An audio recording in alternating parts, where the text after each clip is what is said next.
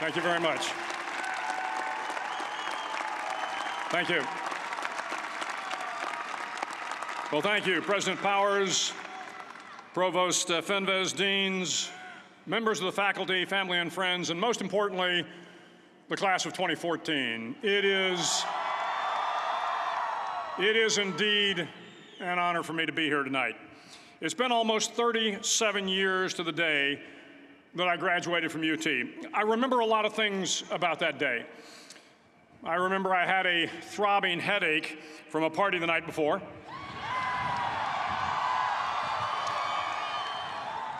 I remember I had a serious girlfriend, who I later married. That's important to remember, by the way.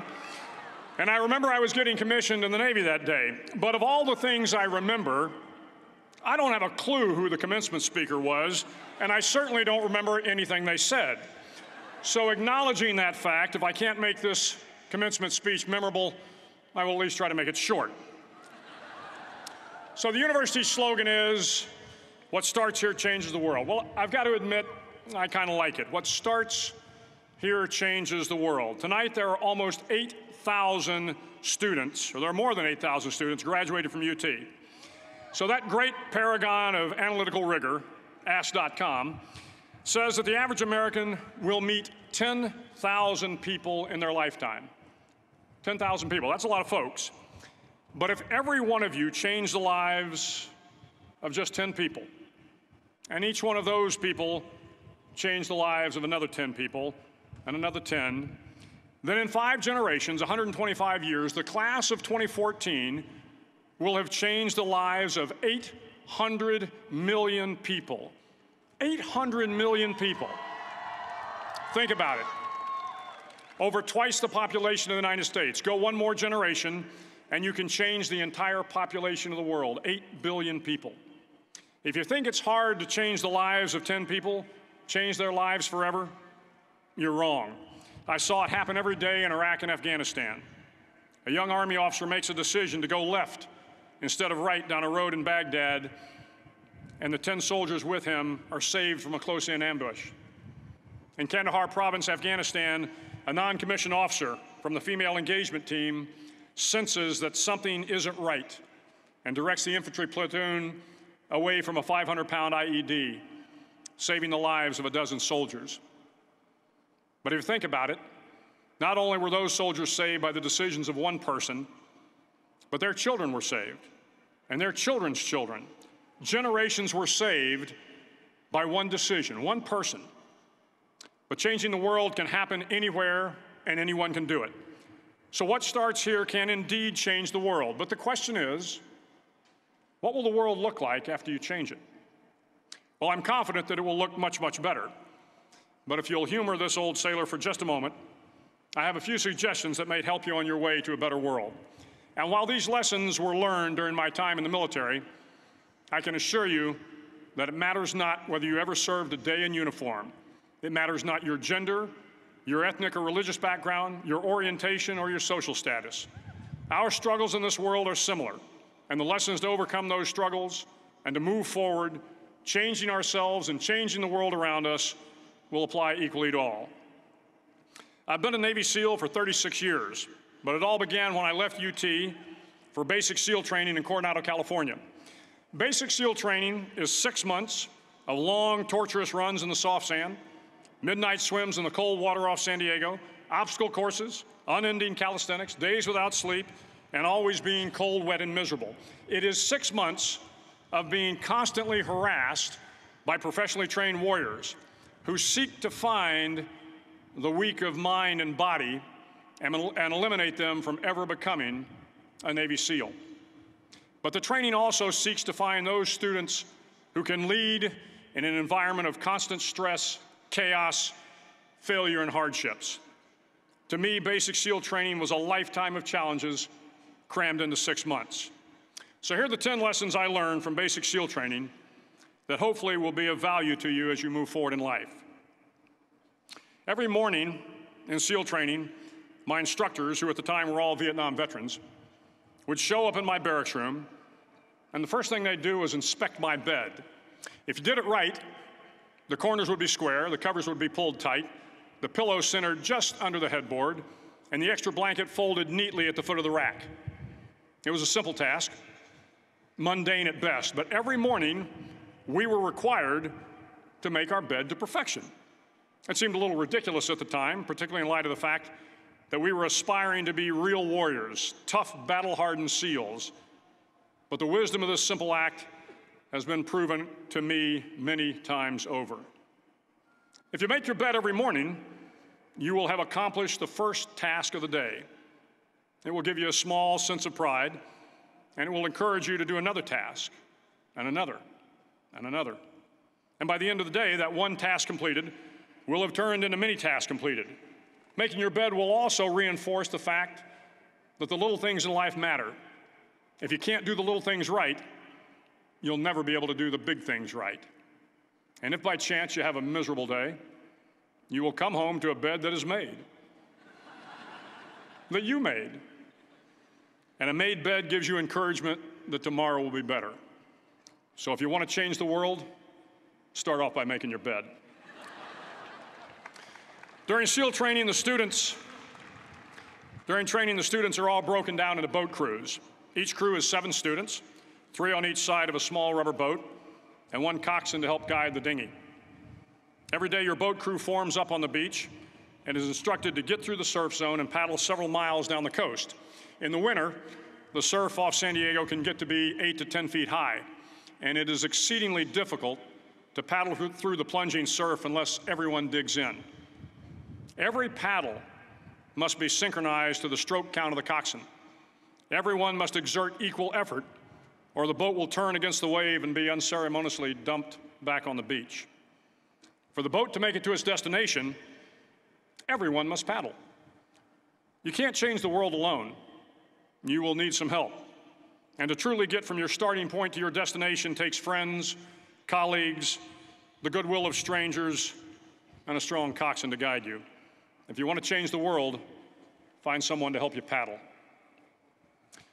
Over a few weeks of difficult training, my SEAL class, which started with 150 men, was down to just 42. There were now 6 boat crews of 7 men each. I was in the boat with the tall guys, but the best boat crew we had was made up of the little guys, the Munchkin crew, we called them. No one was over 5'5". The Munchkin boat crew had 1 American Indian, 1 African American, 1 Polish American, 1 Greek American, 1 Italian American, and 2 tough kids from the Midwest. They out-paddled, outran, and outswam all the other boat crews. The big men in the other boat crews would always make good-natured fun of the tiny little flippers the Munchkins put on their tiny little feet prior to every swim. But somehow these little guys from every corner of the nation and the world always had the last laugh, swimming faster than everyone and reaching the shore long before the rest of us. SEAL training was a great equalizer.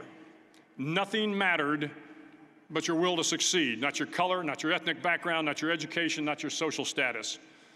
If you want to change the world, measure a person by the size of their heart, not by the size of their flippers. Several times a week, the instructors would line up the class and do a uniform inspection. It was exceptionally thorough. Your hat had to be perfectly starched, your uniform immaculately pressed, your belt buckle shiny and void of any smudges. But it seemed that no matter how much effort you put into starching your hat or pressing your uniform or polishing your belt buckle, it just wasn't good enough. The instructors would find something wrong. For failing the uniform inspection, the student had to run, fully clothed, into the surf zone, then wet from head to toe, roll around on the beach until every part of your body was covered with sand. The effect was known as a sugar cookie. You stayed in the uniform the rest of the day, cold, wet, and sandy. There were many a student who just couldn't accept the fact that all their efforts were in vain, that no matter how hard they tried to get the uniform right, it went unappreciated. Those students didn't make it through training. Those students didn't understand the purpose of the drill. You were never going to succeed. You were never going to have a perfect uniform. The instructors weren't going to allow it. Sometimes, no matter how well you prepare or how well you perform, you still end up as a sugar cookie. It's just the way life is sometimes. If you want to change the world, get over being a sugar cookie and keep moving forward. Every day during training, you were challenged with multiple physical events: long runs, long swims, obstacle courses, hours of calisthenics, something designed to test your mettle. Every event had standards, times you had to meet. If you failed to meet those times, those standards, your name was posted on a list, and at the end of the day, those on the list were invited to a circus. A circus was 2 hours of additional calisthenics, designed to wear you down, to break your spirit, to force you to quit. No one wanted a circus. A circus meant that for that day, you didn't measure up. A circus meant more fatigue, and more fatigue meant that the following day would be more difficult, and more circuses were likely. But at some time during SEAL training, everyone made the circus list. But an interesting thing happened to those who were constantly on the list. Over time, those students who did 2 hours of extra calisthenics got stronger and stronger. The pain of the circuses built inner strength and physical resiliency. Life is filled with circuses. You will fail. You will likely fail often. It will be painful. It will be discouraging. At times, it will test you to your very core. But if you want to change the world, don't be afraid of the circuses. At least twice a week, the trainees were required to run the obstacle course. The obstacle course contained 25 obstacles, including a 10-foot wall, a 30-foot cargo net, a barbed wire crawl, to name a few. But the most challenging obstacle was the slide for life. It had a 3-level, 30-foot tower at one end and a 1-level tower at the other. In between was a 200-foot-long rope. You had to climb the 3-tiered tower, and once at the top, you grabbed the rope, swung underneath the rope, and pulled yourself hand over hand until you got to the other end. The record for the obstacle course had stood for years when my class began in 1977. The record seemed unbeatable until one day a student decided to go down the slide for life head first. Instead of swinging his body underneath the rope and inching his way down, he bravely mounted the top of the rope and thrust himself forward. It was a dangerous move, seemingly foolish and fraught with risk. Failure could mean injury and being dropped from the course. Without hesitation, the student slid down the rope perilously fast. Instead of several minutes, it only took him half that time. And by the end of the course, he had broken the record. If you want to change the world, sometimes you have to slide down the obstacles head first. During the land warfare phase of training, the students are flown out to San Clemente Island, which lies off the coast of San Diego. The waters off San Clemente are a breeding ground for the great white sharks. To pass SEAL training, there are a series of long swims that must be completed. One is the night swim. Before the swim, the instructors joyfully brief the students on all the species of sharks that inhabit the waters off San Clemente.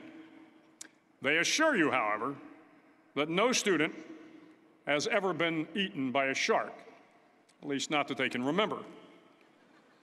But you are also taught that if a shark begins to circle your position, stand your ground. Do not swim away. Do not act afraid. And if the shark, hungry for a midnight snack, darts towards you, then summons up all your strength and punch him in the snout, and he will turn and swim away. There are a lot of sharks in the world. If you hope to complete the swim, you will have to deal with them. So if you want to change the world, don't back down from the sharks. As Navy SEALs, one of our jobs is to conduct underwater attacks against enemy shipping. We practice this technique extensively during training. The ship attack mission is where a pair of SEAL divers is dropped off outside an enemy harbor and then swims well over 2 miles underwater, using nothing but a depth gauge and a compass to get to the target. During the entire swim, even well below the surface, there is some light that comes through. It is comforting to know that there is open water above you. But as you approach the ship, which is tied to a pier, the light begins to fade. The steel structure of the ship blocks the moonlight. It blocks the surrounding street lamps. It blocks all ambient light. To be successful in your mission, you have to swim under the ship and find the keel, the center line, and the deepest part of the ship. This is your objective. But the keel is also the darkest part of the ship, where you cannot see your hand in front of your face, where the noise from the ship's machinery is deafening, and where it gets to be easily disoriented, and you can fail. Every SEAL knows that under the keel, at that darkest moment of the mission, is a time when you need to be calm, when you must be calm, when you must be composed, when all your tactical skills, your physical power, and your inner strength must be brought to bear. If you want to change the world, you must be your very best in the darkest moments. The 9th week of training is referred to as Hell Week. It is 6 days of no sleep, constant physical and mental harassment, and one special day at the Mud Flats. The Mud Flats are an area between San Diego and Tijuana where the water runs off and creates the Tijuana Sloughs, a swampy patch of terrain where the mud will engulf you. It is on Wednesday of Hell Week that you paddle down to the Mud Flats and spend the next 15 hours trying to survive this freezing cold, the howling wind, and the incessant pressure to quit from the instructors. As the sun began to set that Wednesday evening, my training class, having committed some egregious infraction of the rules, was ordered into the mud. The mud consumed each man till there was nothing visible but our heads. The instructors told us we could leave the mud if only 5 men would quit. Only 5 men, just 5 men, and we could get out of the oppressive cold. Looking around the mud flat, it was apparent that some students were about to give up. It was still over 8 hours till the sun came up. 8 more hours of bone-chilling cold. The chattering teeth and the shivering moans of the trainees were so loud, it was hard to hear anything. And then one voice began to echo through the night. One voice raised in song. The song was terribly out of tune, but sung with great enthusiasm. One voice became 2, and 2 became 3, and before long, everyone in the class was singing. The instructors threatened us with more time in the mud if we kept up the singing, but the singing persisted. And somehow the mud seemed a little warmer, and the wind a little tamer, and the dawn not so far away. If I have learned anything in my time traveling the world, it is the power of hope. The power of one person, a Washington, a Lincoln, King, Mandela, and even a young girl from Pakistan, Malala. One person can change the world by giving people hope. So if you want to change the world, start singing when you're up to your neck in mud. Finally, in SEAL training, there's a bell.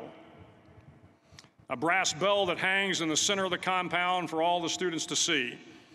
All you have to do to quit is ring the bell. Ring the bell, and you no longer have to wake up at 5 o'clock. Ring the bell, and you no longer have to be in the freezing cold swims. Ring the bell, and you no longer have to do the runs, the obstacle course, the PT, and you no longer have to endure the hardships of training. All you have to do is ring the bell to get out. If you want to change the world, don't ever, ever ring the bell. To the class of 2014, you are moments away from graduating, moments away from beginning your journey through life, moments away from starting to change the world for the better. It will not be easy, but you are the class of 2014, the class that can affect the lives of 800 million people in the next century. Start each day with a task completed. Find someone to help you through life. Respect everyone. Know that life is not fair and that you will fail often. But if you take some risks, step up when the times are the toughest, face down the bullies, lift up the downtrodden, and never, ever give up, if you do these things, the next generation and the generations that follow will live in a world far better than the one we have today. And what started here will indeed have changed the world for the better. Thank you very much. Hook 'em horns.